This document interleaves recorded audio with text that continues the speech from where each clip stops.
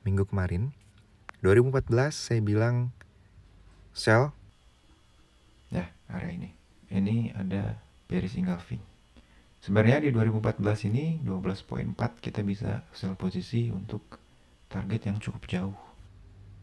Dan kalau saya lihat ini cukup berhasil di reaksi 2014 ini ya.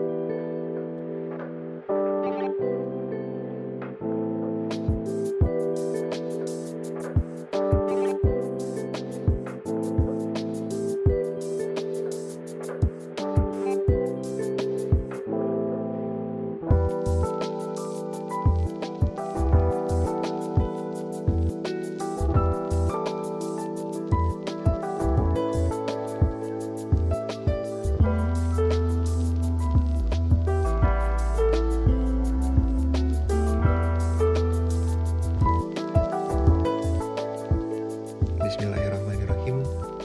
Weekly Outlook 24 sampai dengan 28 April 2023 atau seminggu ke depan, dimana ini juga adalah minggu terakhir di bulan April, penutupan candle monthly. Oke, saya mungkin akan review sedikit aja yang kemarin, plan yang kemarin dan plan minggu ini di mungkin market gold aja sementara karena saya masih mudik. Jadi saya juga analisa ini di handphone, tidak terlalu lengkap. Jadi untuk minggu ini saya akan bahas DXY dan XAU USD saja. Oke, untuk DXY kemarin saya bilang bahwa akan ada kenaikan di sini ya, walaupun ini sebenarnya sudah breakout, sudah sedikit menyentuh, sudah membuat lower low baru. Akan tetapi kalau kita perjelas, di sini ada bullish engulfing. Ada bullish engulfing di sini. Jadi potensialnya akan ada kenaikan dalam koreksi yang pendek menurut saya. Akan tetapi di sini justru tertahan supply. Koreksi ini tertahan supply.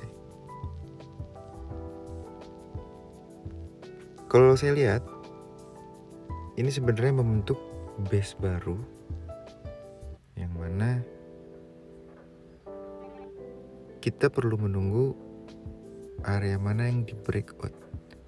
Dia membentuk membreak high atau membreak low-nya.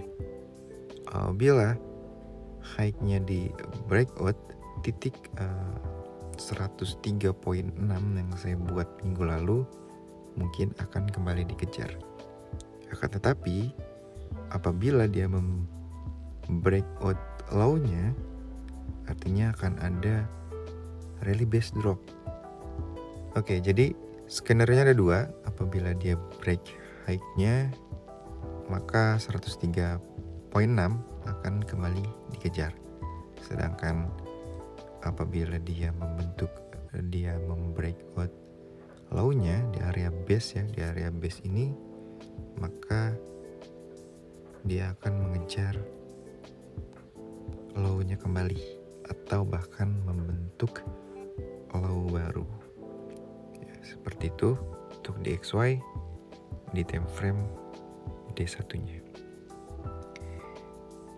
Geser time frame H4.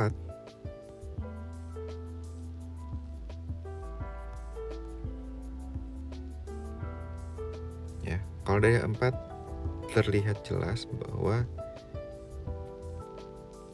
memang harga tertahan supply di sini.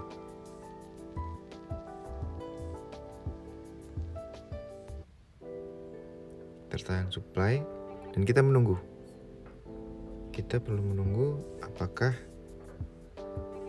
dia akan membreak high ini atau low ini. Ya, jelas sekali ini membentuk base atau area konsolidasi, jadi kita hanya perlu menunggu. Saya pikir keduanya sama-sama kuat, akan tetapi dengan terbentuknya base di supply area ini, saya justru melihatnya yang akan di breakout justru high-nya. Seperti itu untuk DXY. Lanjut ke XAU USD. Ya.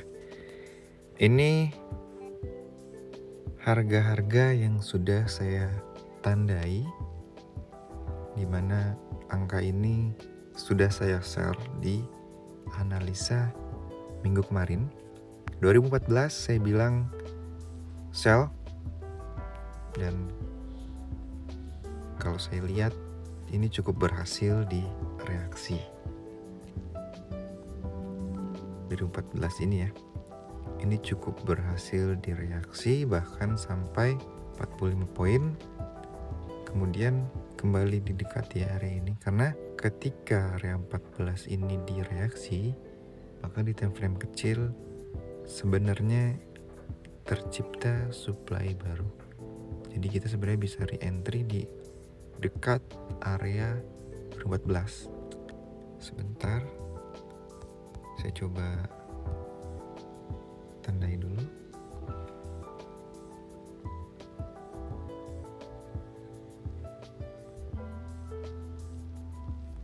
Nah, ini adalah supply baru. Nanti kita coba lihat di time frame yang lebih kecil untuk angka presisinya. 1-2 kali direaksi dan cukup jauh. Oke.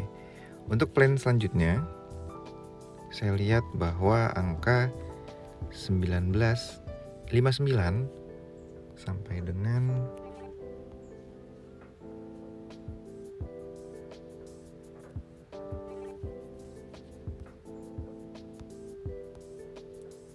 seingat saya 1949 kalau tidak salah ya, angka presisinya saya sempat share di minggu kemarin. Itu adalah area buy-nya. Jadi itu bisa jadi untuk target sell kita nanti. Jadi plannya sebenarnya kita masih bisa menunggu untuk sell posisi. Dan di plan selanjutnya juga untuk sell posisi, saya melihat area ini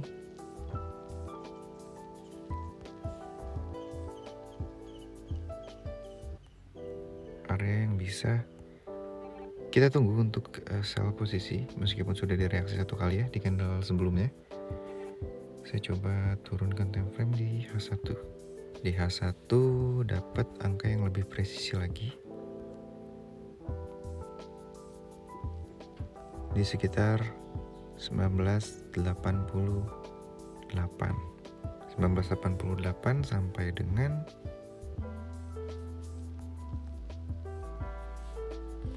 97, 10 poin zonanya. Kita bisa sell posisi di area tersebut.